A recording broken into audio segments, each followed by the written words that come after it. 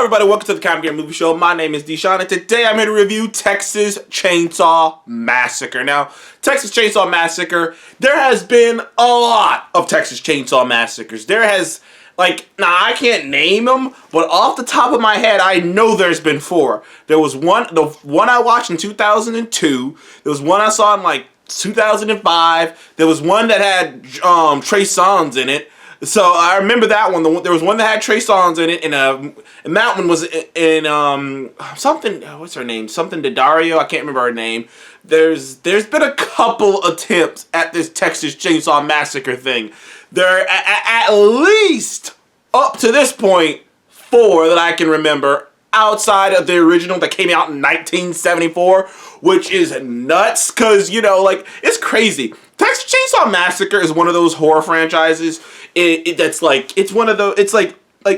there's royalty in horror franchises, you got Nightmare on Elm Street, you got Friday the 13th, you got Child's Play, you got obviously Halloween, and the original Texas Chainsaw Massacre. That franchise in general is, at least the first one is considered horror royalty. Now, like most horror films that kind of center around Leatherface, or Michael Myers or Freddy Krueger, the returns have been diminishing. Honestly, if you go back and look at the OG 1974 Texas Chainsaw Massacre movie has an 89%, which is insane for a horror movie. I mean, if you look at the original of most of all of these franchises, the original films started out of the gate really well, or at least they were the best ones.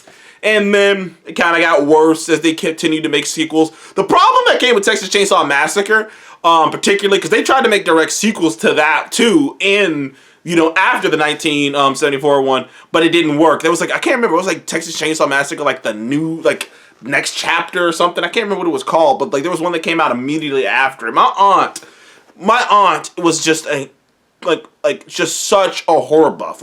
She just watched all this horror stuff, and she watched so much of it that I watched all of it with her.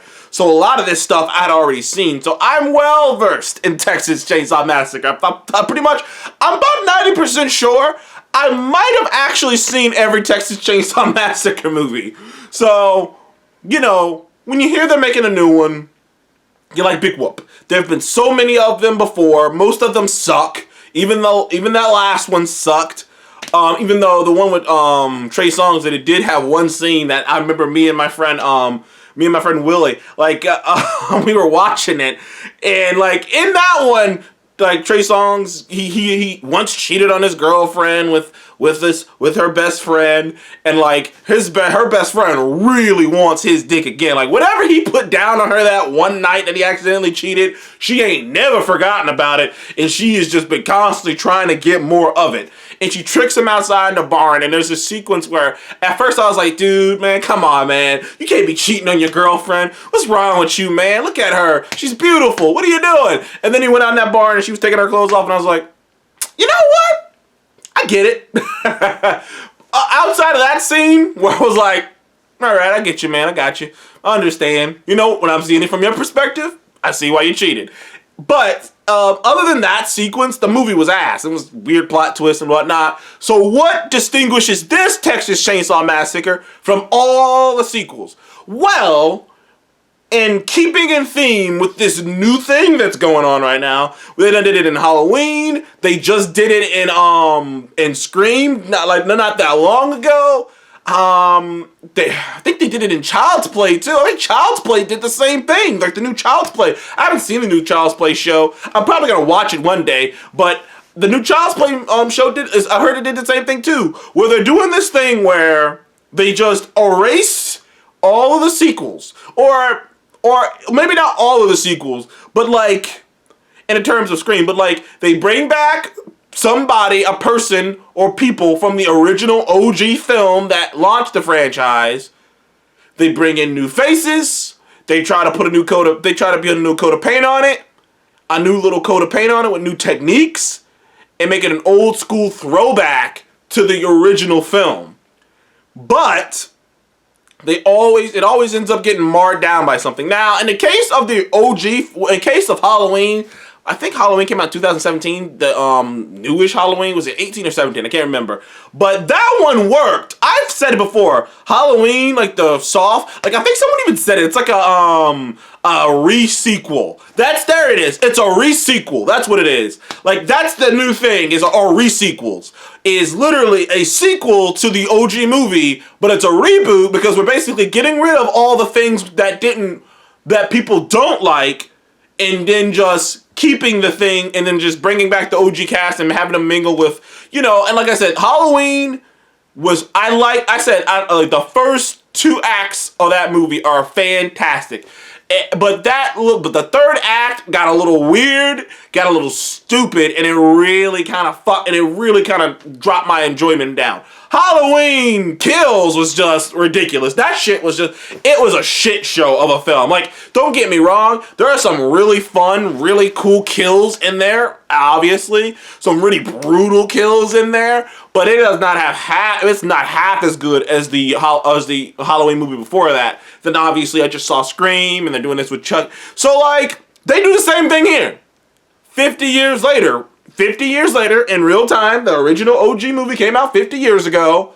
Like the town that this took place in is all rotten, is all fucked up, it's pretty much run the fuck down. Time has stopped in this town. Like the vibe you get is, what they don't come out and say is that this event with Leatherface and killing that woman and killing those teenagers and that woman escaping, all this event, like, it hit this town so hard that everyone in it just like, that the youth, you just get the feeling that the youth just left, and that anybody in like the youth and even some of most of the people just left because they're just like, yeah, we can't get anyone to come here anymore. Nobody wants to be here anymore, especially since Leatherface was never found. The guy who was killing him was never found, so no one wants to even be here. Like I said, that's the vibe you get, is no one wants to be here, no one wants to be around here, so they all just, left. So this town's a ghost town, basically.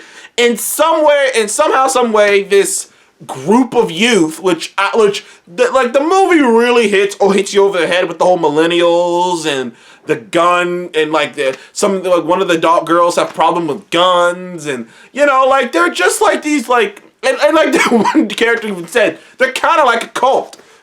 Either way, this group of young people, not like young people, they're clearly like in their 20s and like mid-20s and like early and mid-20s, but they buy this town somehow. I guess their organization buys this town, and they want to turn it into from what I'm getting is they want to refurbish it. They want to turn it into a tourist attraction, like, because it's such a ghost town and it's like old school Americano in a way, and it's this town, and they want to like turn it into a tourist attraction, basically. Make some money off of this. And, one thing leads to another, and at a certain point, turns out Leatherface never left the town. Turns out he was hiding out in his mom's house. And one thing led to another. His mom passed away because she basically just had a heart attack, basically. And Leatherface was awakened again. Now, this movie is pretty simple. It's pretty straightforward. They come to the town, they piss Leatherface off, and he goes on another murderous rampage. Now, I will say to you this. Is this movie great? No. Is this movie one of the top horror movies of this year? Depending on the angle you're looking at it. Because I will tell you, like, horror has had evolution. All things do. And like, I have been spoiled by things like The Conjuring and things of that nature, where they're more cerebral about it and things of that nature, so it makes it a bit difficult. But I will say, as a slasher, I think this is on par with Halloween Kills. If you walked out of Halloween Kills and you had a great time, you're gonna walk out of this film having a great time. I will say that, because once the killing starts to go down, dude, man, I tell you, Leatherface, that motherfucker's a savant. Like, I mean, like, look, I've watched a lot of horror movies with a lot of horror characters killing people. But that dude he could teach a class on this shit. He's that good. I mean, he is super strong. He's snapping arms with one hand. He's fucking accurate as hell with that chainsaw. I mean, he's slinging that fucker like he's Batman. He's fast. I was talking to my friend watching it, and I was like, dude, this motherfucker can play in the NFL, dude. He's fast. He's agile. He's accurate. He could be the quarterback for my team. I can tell you that much. That dude was surgical with that chainsaw. Like, he really was. Like, he's blocking bullets with that motherfucking thing, man. The dude was OP. And I will admit, there is a death scene in here on a bus that is so bloody that I was like, I gotta admit, this is pretty cool. Like, I mean, he is just slaughtering people. And I'm like, yo, like the horror guy in me, like the slasher guy in me, because, you know, they don't do, like, slashers are so weird today, you know? Even I'm watching Scream, I was like, oh man, you know, like, this is one of the things I loved about the Halloween movies, like, man, slashers, you know? But this was like, I mean, he was on one. Even the ending, I was like, oh, like, I should have saw it coming because I saw something like that in another movie before, but still, it was... There's something a bit old school about it. There's something a bit, I will say this, out of all the sequels to the Chainsaw Massacre, this one comes the closest to capturing the spirit of the original. It's still not great, it's still not that original one, but still, it comes close to capturing it. And if you get rid of the plots with the teenagers, or come up with something better with them, because they take up a half of the movie's only an hour and 20 minutes, and they take about 40 minutes of it with setting up with these teenagers, and you don't like any of them, not really. You like one of them, but all of them you want to see die, which is great, but you know what I mean? So you're almost rooting for him. And in that way, it does harken back to old school horror movies. Overall, I had a good time with this film. I walked away, I was satisfied, I got what I came for. It's very similar to Godzilla vs. Kong. I could complain about some of the stupid stuff in this film, but at the end of the day, I got what I came for. I didn't pay for it, I didn't go to the movies to go see it, just saw it on Netflix, which makes it even better. I give Texas Chainsaw Massacre a 7 out of 10. 7 out of 10, solid 7 out of 10. If you're into slashers, you gotta have a great time with this one. If you're into horror movies, depending on the kind you're into. But if you're a fan of the Texas Chainsaw Massacre films, this is the best one that's come out since the original. Anyways, thank you guys for joining me on Copycat Movie Show. Please like, subscribe, and I'll see you guys on the next one. Goodbye.